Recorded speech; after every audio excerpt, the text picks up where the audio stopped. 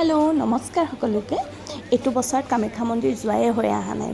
ভাবি আছোঁ বহুত দিনৰ পৰা যে যাম কিন্তু যোৱা হৈ অহা নাই। আৰু যোৱাকালি ৰবিবাৰ গ'লোঁ আৰু ইমান বেছি মানুহ, বাপৰে, ৰবিবাৰ কাৰণেই চাগে মানুহৰ সংখ্যা আৰু বহুত বেছি। আৰু এয়া মাৰ কাৰণে ল'লোঁ এইখিনি, লৈ পেলাই আমি মন্দিৰৰ ভিতৰত এনেকৈ সোমাই গ'লোঁ। আৰু মন্দিৰত সোমাই আমি পোনপ্ৰথমে ইয়াতে আমি নিজকে অকণমান পানী ভৰি হাতখিনি অকণমান পানীৰে ধুই ল'লোঁ। ইয়াতে বোলে এনেকৈ ভৰি হাত ধুই পেলাই মাক দৰ্শন কৰিব লাগে বুলি মই শুনিছোঁ, সেইকাৰণে।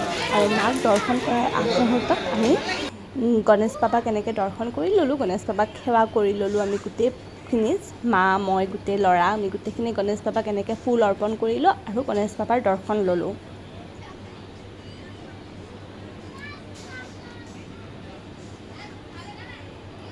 মানুহৰ সংখ্যা বহুত বেছি আছিলে সেইদিনা, আৰু আমি লাহে ধীৰে কৰিব লগা হৈছে কাৰণ মানুহ বহুত বেছি।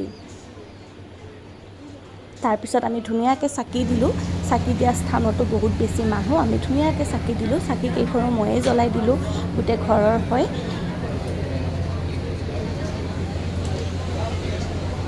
চাকি ধূপ জ্বলোৱাৰ পিছত মনটো কিমান যে ভাল লাগিছে, কিমান দিনৰ পৰা ভাবি আছিলোঁ। মানে মই পাৰিলে প্ৰতিটো মাহতে এবাৰ যাবৰ কাৰণে চেষ্টা কৰোঁ, কিন্তু এইবাৰ মোৰ মিলিয়ে অহা নাছিল।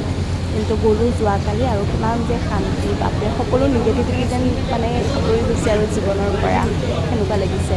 বাৰু যি কি নহওক, মন্দিৰত গৈ এনেও সকলোৰে ভাল লাগে, কিন্তু মই ভাবোঁ কামাখ্যা মন্দিৰ আমাৰ গুৱাহাটীতে আমি থাকোঁ যিহেতু, আৰু আমাৰ ওচৰতে হয়, আমি যাব লাগে, যিমান পাৰোঁ যাব লাগে, সেনেকৈ ভাবোঁ। কাৰণ মানুহ ইমান দূৰৰ পৰা আহে ন, কিন্তু আমি ইমান ওচৰত থাকোঁ, আমাৰ কাৰণে মানে কেতিয়াবা মিলি নাহে। সেইকাৰণে আৰু বহুত বেছি মানে পজিটিভ হৈ অহা যায়, সকলো নিগেটিভ আঁতৰি যায় একচুৱেলি। এনেকৈ মন্দিৰত যাই থাকিব লাগে, ভালো লাগে, মনটোও ভাল লাগে। তাৰপিছত আমি এনেকৈ শীতলা মাৰ তাত দৰ্শন কৰিলোঁ। তাৰপিছত অকণমান মন্দিৰটো এনেকৈ ঘূৰিলোঁ। ঘূৰাৰ পিছত এনেকৈ মন্দিৰ বাকীখিনিও অকণমান দৰ্শন কৰিলোঁ আৰু সেৱা কৰিলোঁ। আৰু সকলোতকৈ শেষত আমাৰ ভাগ্যত মিলিল মাৰ প্ৰসাদ, মানে মাৰ ভোগ, যিটো মানে কি ক'ম আৰু, কেনেকুৱা সোৱাদ, মানে এই সোৱাদৰ কোনো তুলনা নাই বুলি যে কয়, সেইটোৱে। তাৰপিছত আমি মাৰ ভোগ খালোঁ। ভোগ খাই আমি ঘৰলৈকে আহিলোঁ। ভোগতো দেখিছেনে নাই কিমান আইটেম আছে, একদম কেনেকুৱাই পায় আজিলৈকে।